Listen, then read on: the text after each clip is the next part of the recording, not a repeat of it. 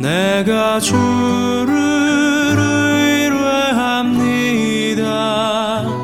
나의 다닐 길을 인도하소서. 오늘 지혜를 구하는 솔로몬, 아주 유명한 말씀인데요. 솔로몬이 다윗을 이어서 왕이 됐습니다. 이 열왕기상 3장의 맨 앞에 보면 솔로몬이 애굽의 왕 바로와 더불어 혼인관계를 맺어 그의 딸을 맞이했다, 이런 말이 기록되어 있습니다. 솔로몬이 왕이 된 다음에 제일 먼저 한 일로 기록된 게 애굽 왕 바로의 딸과 결혼한 걸로 성경은 기록을 하고 있어요. 근데 이 말씀은 솔로몬이 처첩을 700명이나 거느렸잖아요. 정략 결혼을 엄청 많이 했고요. 그게 솔로몬의 죄악이고 이스라엘을 타락하게 하는 원인이 되었는데, 이 열왕기상 3장에 나오는 솔로몬이 왕이 돼서 맨 처음 바로의 딸과 결혼한 것, 이거는 그것과는 조금 다릅니다. 나중에 솔로몬이 처첩을 이러이러한 사람들 거느려서 죄를 범했다는 얘기가 나오는데, 이 바로의 딸은 빠져 있어요. 바로의 딸과 결혼한 거는 솔로몬이 타락해서 그렇게 한 것과는 조금 다릅니다. 이 당시에 애굽 왕조는 한 왕조에서 다음 왕조로 넘어가는 시기였어요. 우리는 다른 나라 일이니까 한 왕조에서 다른 왕조로 넘어가는 거다, 그래 애굽이 그냥 역사적으로 잘 흘러가는 것처럼 생각이 되지만, 내부를 들여다보면 고려가 망하고 조선이 탄생할 때 역사적으로 잘 아시잖아요. 왕씨들이 다 죽고, 왕씨들을 따르던 신하들도 다 죽고, 전 세력들은 다 죽어나가는 상황이었잖아요. 이때 그러니까 애굽의 한 왕조가 망하고 그 다음에 다른 왕조가 들어서는 때, 이때 애굽 왕이 먼저 솔로몬에게 손을 내민 거죠. 자기의 정치 세력이 지금 좀 약화되고 있고 왕권이 약화되고 있잖아요. 원래 바로가 솔로몬에게 혼인관계를 맺자 이렇게 먼저 청할 일은 전혀 없습니다. 왜? 애굽은 그 당시에 초강대국이고 이스라엘은 변방의 작은 나라였거든요. 그런데 요 당시 상황은 특별하다. 하나는 애굽 자체의 상황이 한 왕조가 망해가고 다른 세력이 힘을 얻고 있을 때, 말하자면 고려가 다 망하고 있고 다른 세력, 이성계의 세력이 큰 힘을 얻고 있을 이런 때에 이 애굽 왕이 생각하니까, 야 누구라도 힘을 좀 빌려야 되겠다, 힘을 좀 갖춰야 되겠다 생각하면서 보니까 바로 옆에 있는 이스라엘이 보였던 거예요. 두 번째 원인은 이스라엘이 그 당시에는 힘이 약한 나라가 아니었어요. 변방의 작은 나라가 아니고 우리나라로 치면 고구려의 광개토왕 시절 같은 때예요. 고구려 광개토왕 때는 이 동북아에서 고구려가 어마어마한 힘을 가지고 있을 때잖아요. 다윗 시대는요, 그야말로 그 지역에서 애굽만큼은 아니라도 애굽이 무시하지 못할 만큼의 큰 힘을 가지고 있는 나라였어요. 그러니까 솔로몬이 막 왕이 되니까, 야 저 다윗 왕의 아들이 왕이 됐는데 내가 쟤하고 좀 친해놓으면 우리 왕권을 유지하는데 조금 힘이 되겠다 해가지고 결혼을 하자 한 거예요. 애굽이 먼저 결혼을 하자고 했던 증거가 뭐냐면, 애굽 왕이요 솔로몬하고 이 혼인을 하면서, 여러분 누가 밑지는 장사예요? 객관적으로 보면 애굽이 밑지는 장사죠. 애굽이. 그러면 이스라엘 쪽에서 선물을 줘야 될까요? 애굽 쪽에서 선물을 줘야 될까요? 이스라엘이 선물을 줘야 되는데요, 애굽 왕이 선물 보따리를 싸갖고 와서 결혼하자고 합니다. 근데 그 선물 보따리가 뭐냐? 게셀이라고 하는 땅이었어요. 이 땅 줄 테니까 우리랑 결혼하자 했다. 이 게셀이라고 하는 곳은 블레셋하고 예루살렘 사이에 있는 아주 전략적 요충지였어요. 그래서 저 서쪽 서남쪽에서 이스라엘로 들어오는 길목과도 같은 곳에 있는 땅, 이 땅이 애굽 땅이었었는데 그 당시에 솔로몬이 결혼하면서 이 땅을 받는다고. 그러니까 솔로몬 입장에서 보면 굉장히 중요한 땅인데다가 애굽이 먼저 이 땅을 주겠다 하면서 결혼하자고 하니까 제일 먼저 왕이 돼서 한 일이 나라를 튼튼하게 세우는 일이었던 거예요. 그러니까 솔로몬이 먼저 타락하고 그 다음에 하나님께 지혜 구하고, 성경 보면 뭐 이렇게 생각될 수도 있잖아요. 그런데 그게 아니고 애굽 쪽에서 먼저 제안했고 솔로몬이 나라를 안정시키고 그 게셀이라고 하는 땅을 준다고 하니까 좋은 기회다 생각해서 결혼한 거예요. 그 다음에 세 번째로 보면 솔로몬이 이 애굽 공주를 데려다가요, 이렇게 기록이 돼 있어요. 다윗성에 데려다 두고 자기의 왕궁과 여호와의 성전과 예루살렘 주위의 성의 공사가 끝나기를 기다리니라 그랬어. 혼인식을 안 했어. 데려오긴 했는데 결혼은 안 했어요. 몇 년간 안 했어요? 성전이 지어질 때까지, 자기 왕궁이 지어질 때까지 기다렸다 그랬어. 거기다 그냥 줬다. 여러분, 성전이 몇 년간 지어졌죠? 성전이 7년간 지어졌어요. 솔로몬의 왕궁은 13년, 도합 20년.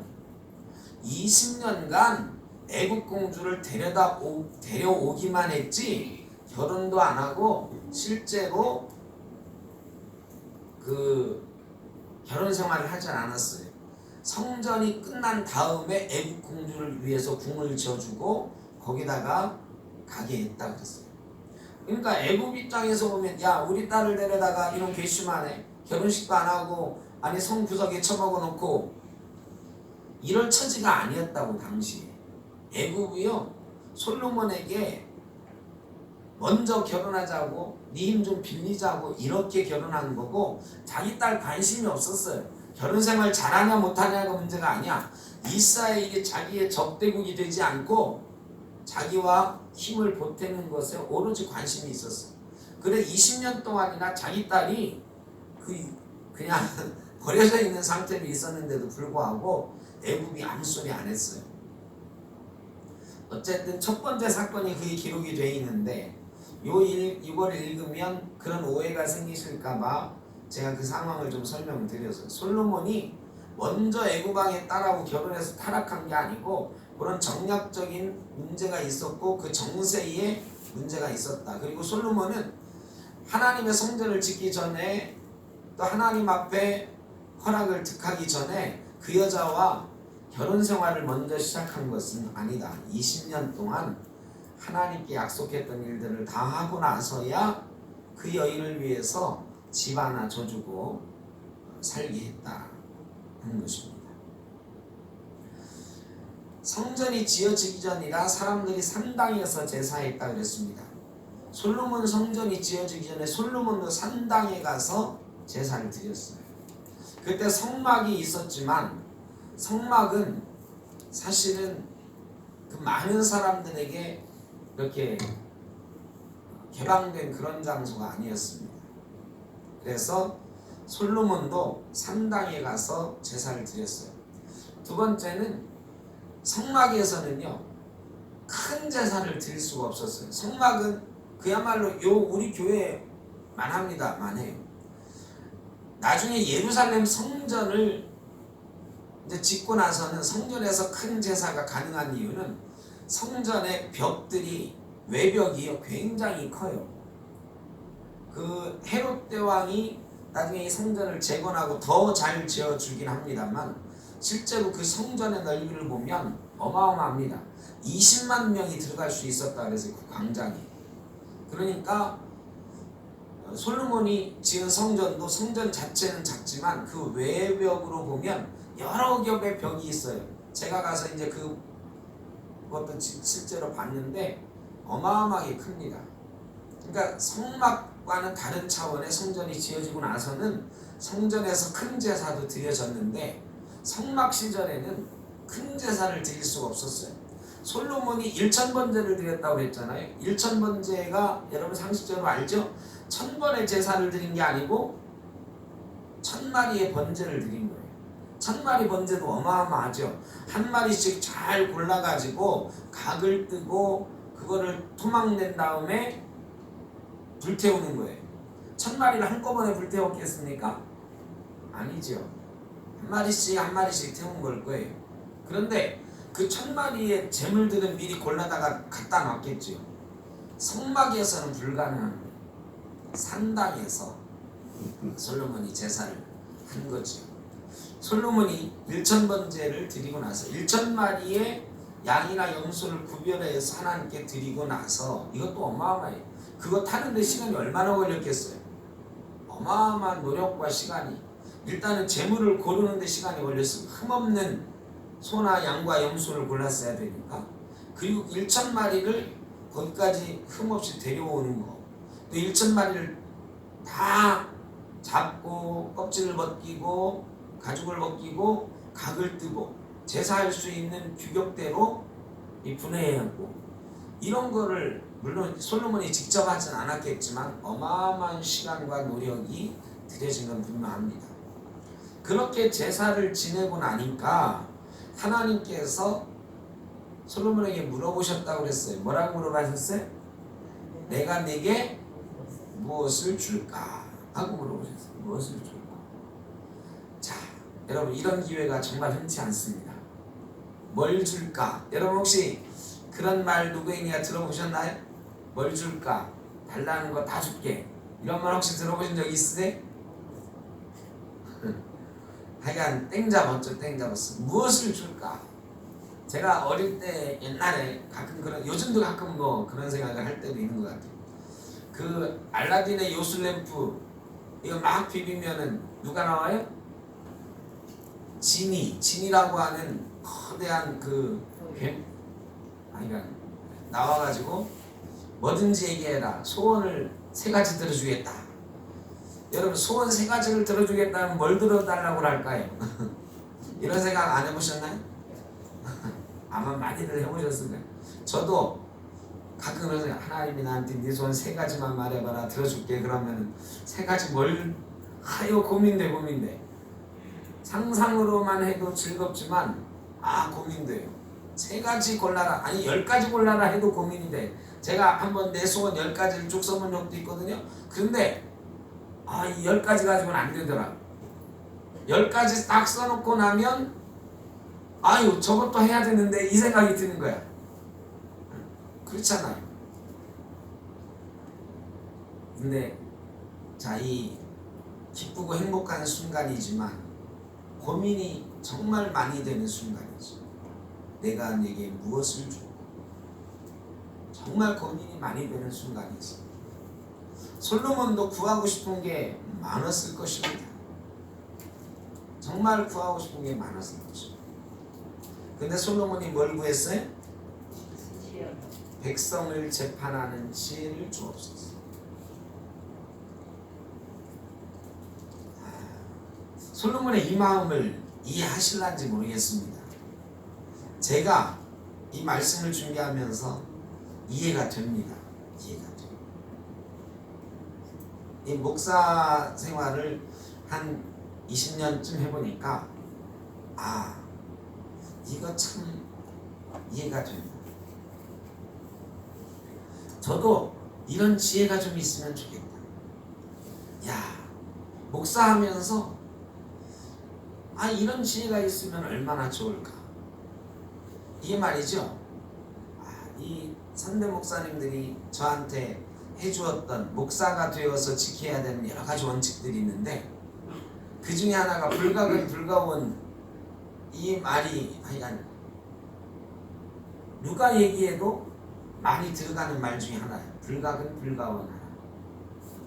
이 불가근 불가원이 뭔지 아시죠? 너무 가깝게도 하지 말고 너무 멀리도 하지 마라. 교회 가서 목회할 때 특별한 사람하고 너무 가까워지지 마라. 특별한 사람, 어떤 사람하고 너무 멀어지지 마라.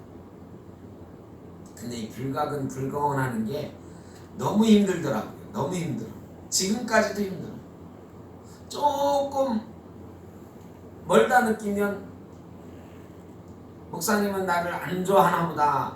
더 나가면 목사님은 나를 싫어하는구나. 이래. 싫어하는구나. 조금 어떤 사람하고 가까이 간다 싶으면 딴 사람들이 뭐라고 하느냐? 목사님은 저 사람하고만 친하구나. 그래요. 제가 최근까지도 이런 이야기를 들어요. 제가 평생 하여간 목회의 원칙에 불가근 불가원을 넣고 살아요.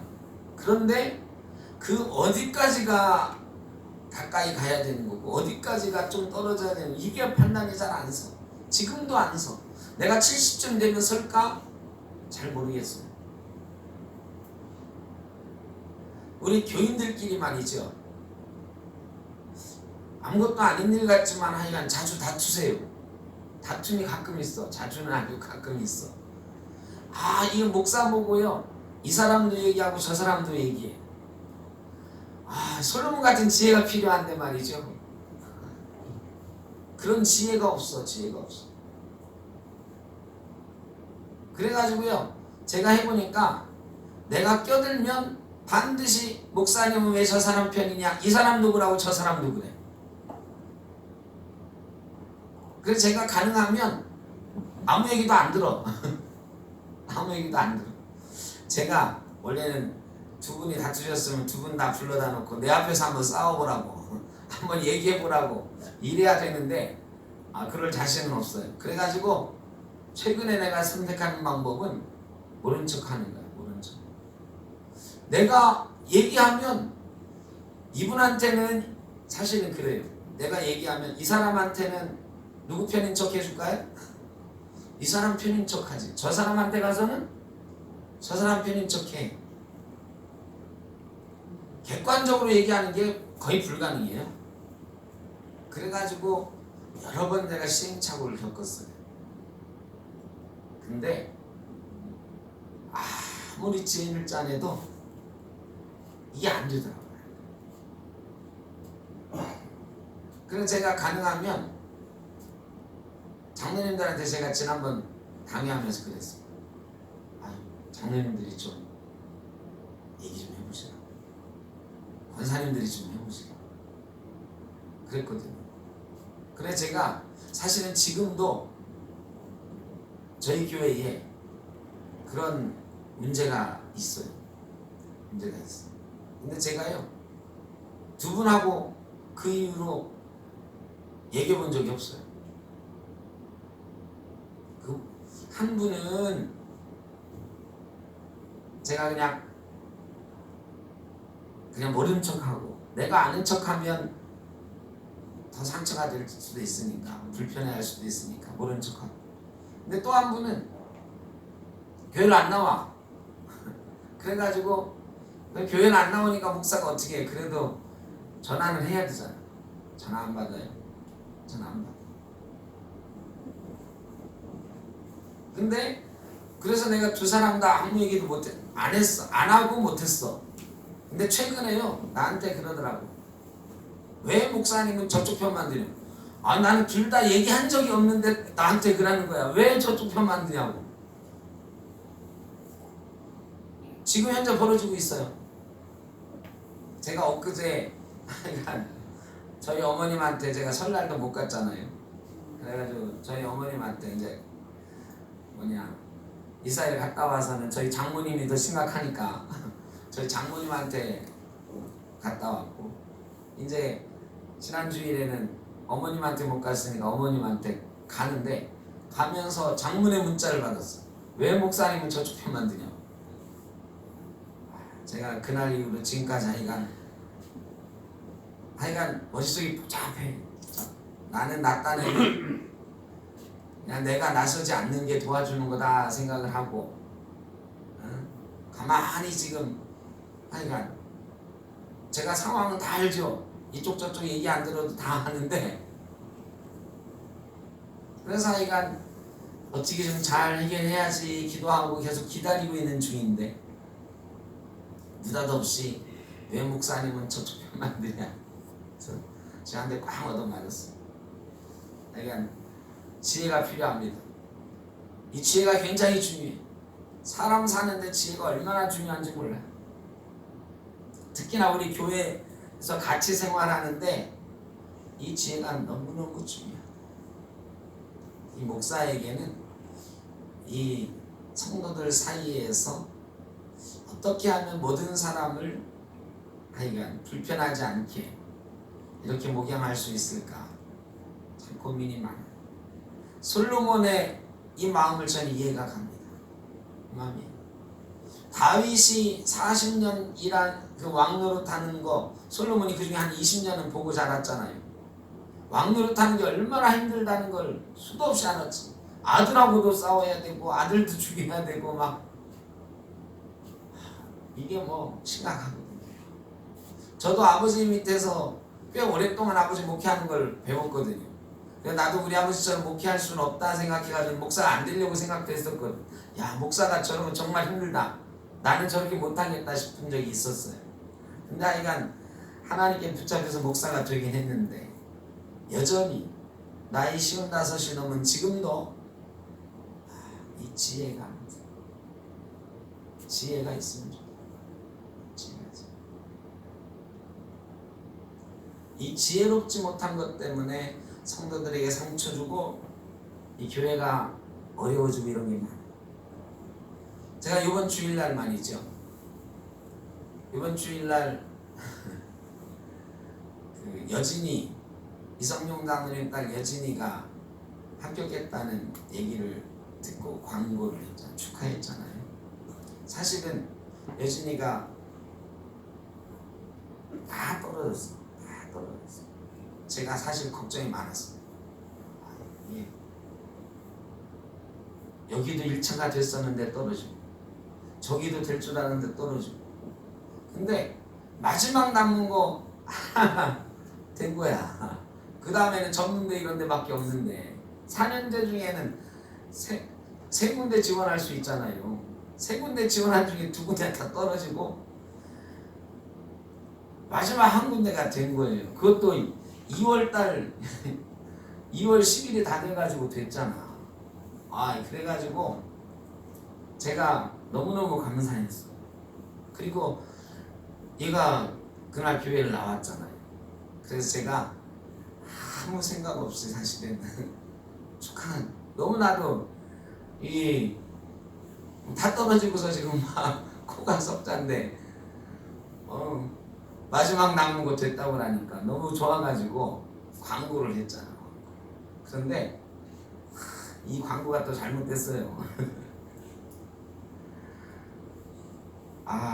하여간 작년에 합격한 아이가 있었는데 그 광고를 제가 안 했거든. 근데 저한테 항의가 온 거죠. 장로 딸은 광고하고 내가 그건 아니고 사실은 이게 다 떨어지고 하나 남은 거 마지막에 됐다고 하니까 얼마나 좋아. 그래가지고 아무 생각 없이 광고했는데 제가 아차 싶었어요. 아이고 이 광고를 하지 말 걸 그랬나? 지혜가 필요해. 이게 참 교회에 목회한다는 게 그래. 나는 장로 딸이니까 광고하고 이런 생각 전혀 없거든 사실은. 우리 교회 수능 본 애가 딱 하나인데 작년에 수능 시험 볼 때 광고한 게 여진이 하나예요. 수능 시험 본 애가 하나야. 근데 얘가 다 떨어지고 4년제 마지막 하나 남은 건데 그거 됐다고 와서 그냥 아무 생각 없이 있어도 너무 좋아서 그냥 광고했는데 그게 또 어떤 사람에게는 왜 우리 집은 광고 안 해주더니 이게 돼가지고 말이죠. 제가 하여간 참 어렵다. 이 지혜가 진짜 있어야 되는데 이 지혜가 모자라서 그런가 보다 이런 생각이 지금도 들어요. 이게 저뿐만 아니라 우리 모든 성도들이 다 다른 사람을 관계할 때 우리 교회 생활할 때 맞죠. 저희 교회 지금 또 안 나오는 분 한 분 계세요. 근데 제가 여러 번 전화해서 결국 한 번 만났어. 만났는데 이해는 가. 아, 그런 게 상처가 될 수 있겠네. 근데요, 남이 들으면 아니 그래 그것 때문에 교회를 안 나온단 말이야. 이런 거일 수도 있어. 어떤 분들이 그분을 조금 섭섭하게 한 게 있는 거야. 있는데 제가 보기에는 야 그거 상처가 될 수 있겠다 이런 생각도 들지만 다른 사람들은 그 상처 준 사람들은 느끼지도 못하고 있는 일일 거예요. 농담으로 한 말이고 그게 근데 그분에게는 상처가 돼서 아예 딱 잘라서 손톱이 안 나가요 그러시더라고. 내가 열심히 설득을 했는데 지금도 열심히 설득을 하고 있는데 모르겠어요. 우리 모두에게 지혜가 필요해. 말 한마디가 나는 아무런 생각 없이 얘기한 건데 누군가에게는 큰 상처가 돼요. 솔로몬 마음이 이해가 돼. 솔로몬이 아버지 정치하는 거 왕 노릇하는 거 보면서 얼마나 그런 상황을 많이 봤겠어. 재판은 다윗은 안 했겠습니까? 수도 없이 재판했겠지.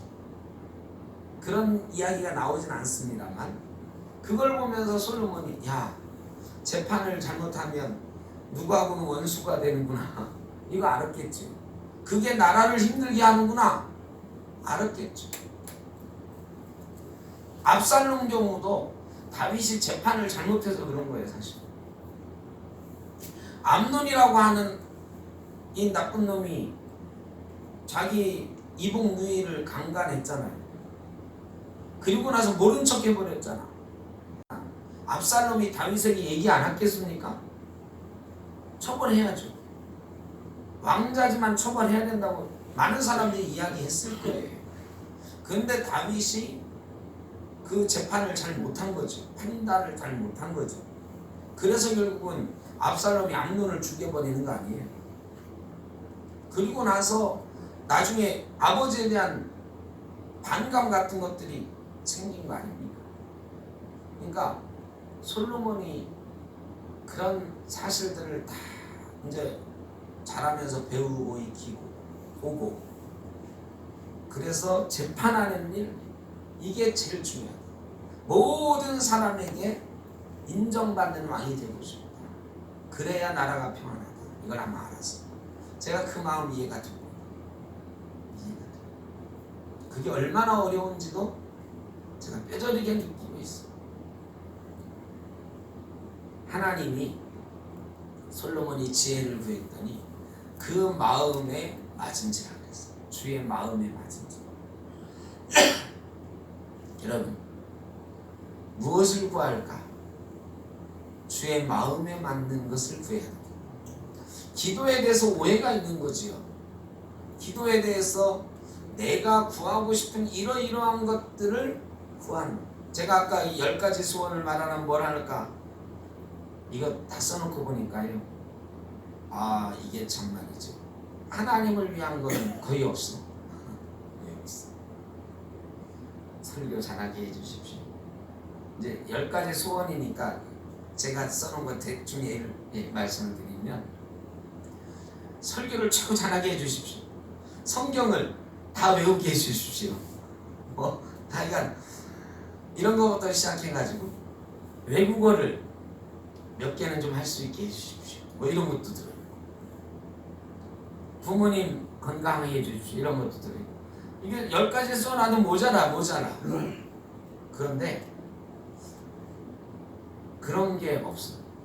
내가 하나님 마음에 맞는 목사가 되게 해주십시오. 이게 첫 번째야 되는데 10가지 써놓고 보니까 없어요. 그건 아예 없어.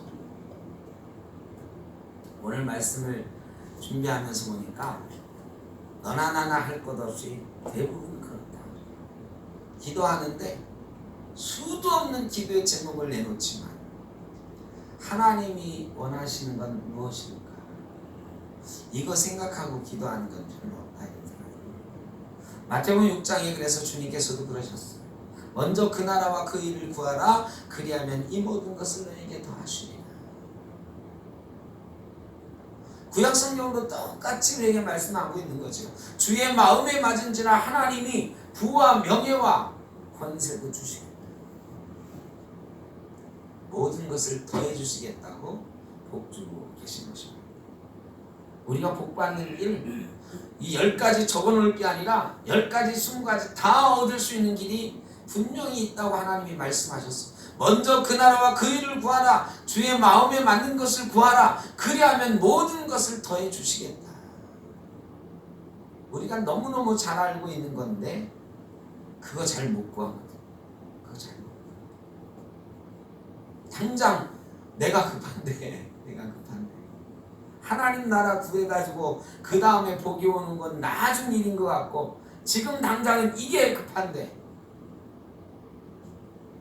하나님 마음에 드는 것을 구하는 게 가장 급한 일이다. 그리고 모든 것을 받는 지름길이다. 꼭 기억하시면 좋겠습니다. 두 어미가 싸우는 이야기가 또 오늘 성경 말씀에 나옵니다. 두 어미가 싸우는데 너무 잘하는 일이죠. 솔로몬이 반으로 쪼개라. 그러니까 한 어머니가 네 고맙습니다. 그러고 한 어머니는 뭐라고 그래? 저 살려서 저 여인에게 주십시오. 솔로몬이 아이를 죽이지 마라. 솔로몬 죽일 생각 없어. 그리고 저 여인에게 줘. 어머니의 마음을 가지고 있는 사람에게 줘. 어머니의 마음은 하나님의 마음과 같습니다. 하나님께서는 이런 마음 가지고 있는 사람을 쓰시고 복 주시는 줄로 믿습니다. 생명을 살리는 마음.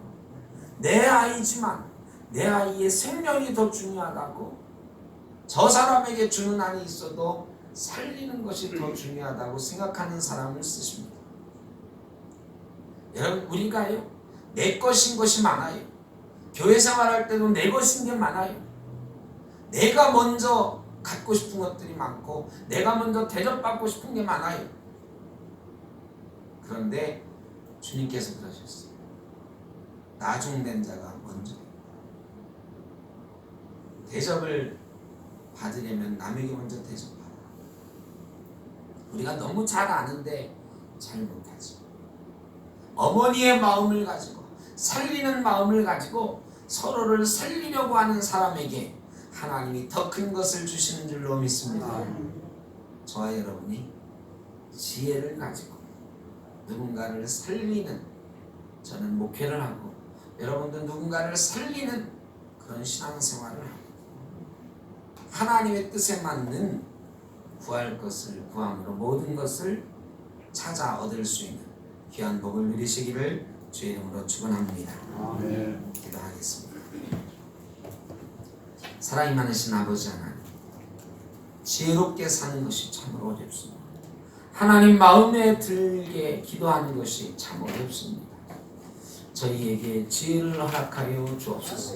하나님 마음을 아는 지혜를 주시고 생명을 살리는 지혜를 주시고 사람들 사이에서 하나님의 사랑을 드러내며 하나님 기뻐하시는 모습으로 살아갈 수 있는 그런 지혜를 허락하여 주옵소서. 하나님이 원하시는 것 잘 분별함으로 하나님께서 우리를 위하여 예비하신 모든 복들도 다 누릴 수 있는 귀한 성도가 되게 하여 주옵소서. 코로나 바이러스로 어려움 당하는 모든 일들을 지키시고 치유하여 주시고 이 땅에 어려움 당하는 많은 이들을 치유하시고 우리 샘터교회 모든 권속들 어디에 있든지 평안을 허락하여 주옵소서. 이제는 우리 주 예수 그리스도의 크신 은혜와 아버지 하나님의 무한하신 사랑하심과 성령의 인도하시며 교통하시며 무엇을 구하고 하나님의 질문 앞에 하나님 뜻에 맞는 것, 하나님 기뻐하시는 것, 먼저 그 나라와 그 일을 구하기를 원합니다. 기도하며 다짐하며 나아가는 모든 죄 사랑하는 자녀들과 가정과 자녀손들 위해 어려움 당하는 많은 이들 가운데 이 나라의 민족이 영원토록 함께 하시기를 간절히 축원하옵나이다.